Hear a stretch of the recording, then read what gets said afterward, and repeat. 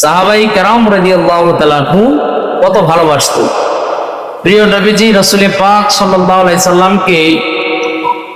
তারা প্রাণের চাইতেও বেশি ভালোবাসতেন, নিজের জীবনের চাইতেও বেশি ভালোবাসতেন। সেজন্য বিভিন্ন যুদ্ধে যখন সাহাবাই কেরাম আল্লাহর হাবিব মুহাম্মদুর রাসূলুল্লাহ সাল্লাল্লাহু আলাইহি সাল্লামের সাথে যুদ্ধ করতে যাইতেন, তাদের আগে দায়িত্ব ছিল রসুলকে কিভাবে সেভ করা যায়।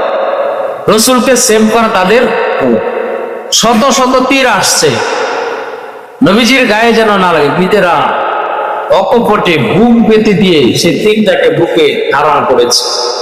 তারপরও আল্লাহ রসুলকে কি করে নাই, কোনো কষ্ট দেয়। আল্লাহ রসুল যেন কোনো দিক থেকে আঘাতপ্রাপ্ত না। এটাই হলো ঈমানদারদের পরিচয়, এটাই হলো মুমিনের পরিচয়। মুমিনের পরিচয় হলো এই পৃথিবীতে সন্তান বলেন, স্ত্রী বলেন, ধন সম্পদ, বাবা মা, এমনকি নিজের জানের চাইতে বেশি ভালোবাসতে হবে প্রিয় নবীজি সাল্লাল্লাহু আলাইহি সাল্লাম।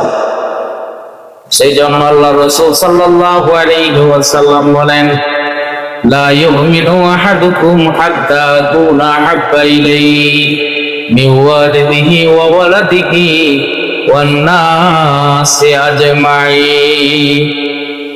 যে ততক্ষণ পর্যন্ত তোমরা কেউ মুমিন হতে পারবে না, মুমিন হতেই পারবে না। কখন? যতক্ষণ না আমি নবী মুহাম্মদ রাসূলুল্লাহ সাল্লাল্লাহু আলাইহি সাল্লামকে তোমাদের সন্তান বলেন, পিতামাতা বলেন, ধন সম্পদ বলেন, এমনকি নিজের জানের চাইতে প্রিয় কি পৃথিবীতে আর কিছু আছে? নিজের জীবনের চাইতে প্রিয় পৃথিবীতে আর কিছু?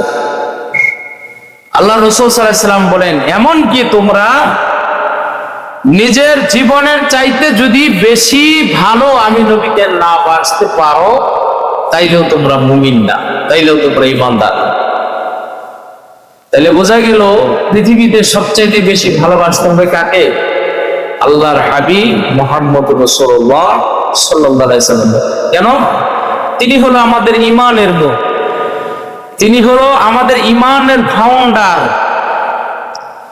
কেউ যদি মনে করেন লা ইলাহা ইল্লাল্লাহ, আল্লাহ ছাড়া কোনো মাবুদ নাই, আপনি কি ঈমানদার হতে পারলেন? হাদিসের ভাষায় না, আপনি এখনো ঈমানদার না। শুধু আল্লাহর উপর ঈমান আনলে ঈমানদার হওয়া যায় না। আমাদের দেশে এক ধরনের মানুষ মনে করে লা ইলাহা ইল্লাল্লাহ পড়লেই মনে হয় ঈমানদার হয়ে গেলাম। আপনারা খুব গভীরভাবে লক্ষ্য করবেন আমার কথাগুলি। আল্লাহ পাক রব্বুল আলামিন এমন কোন জায়গা রাখেন নাই, এমন কোন স্থান রাখেন নাই যে স্থানে, যে জায়গায় তার প্রিয় নবীজিকে না রাখছেন, এমন কোন জায়গা, এমন কোন স্থান পৃথিবীতে নাই। আপনি নামাজ বলেন, আযান বলেন, একামত বলেন, রোজা বলেন, হজ বলেন, যাকাত বলেন, আপনি যাই কিছু বলেন না কেন, প্রত্যেক জায়গায় আল্লাহর হাবিব সাল্লাল্লাহু আলাইহি সাল্লামকে আল্লাহ পাক রব্বুল আলামিন যুক্ত করেছে। ধরে বলুন না সুবহানাল্লাহ। সেই জন্য লা ইলাহা ইল্লাল্লাহ, আল্লাহ ছাড়া কোনো মাবুদ নাই। আপনি এই কথা বললেন, মনে করেন যে আপনি ঈমানদার হয়ে গেছেন। না, যতক্ষণ না পর্যন্ত আপনি বলবেন মুহাম্মাদুর রাসূলুল্লাহ সাল্লাল্লাহু আলাইহি সাল্লাম, আপনি ততক্ষণ পর্যন্ত মুমিন হতে পারেন। কারণ এই পৃথিবীতে অনেক বিধর্মী আছে, হিন্দু আছে, খ্রিস্টান আছে, তারাও বলে লা ইলাহা ইল্লাল্লাহ, এই কথা বলবে। যতক্ষণ না আপনি বলবেন মুহাম্মাদুর রাসূলুল্লাহ সাল্লাল্লাহু আলাইহি সাল্লাম, আপনি ঈমানদার হতে পারেন। সেই জন্য প্রত্যেকটা ইবাদতে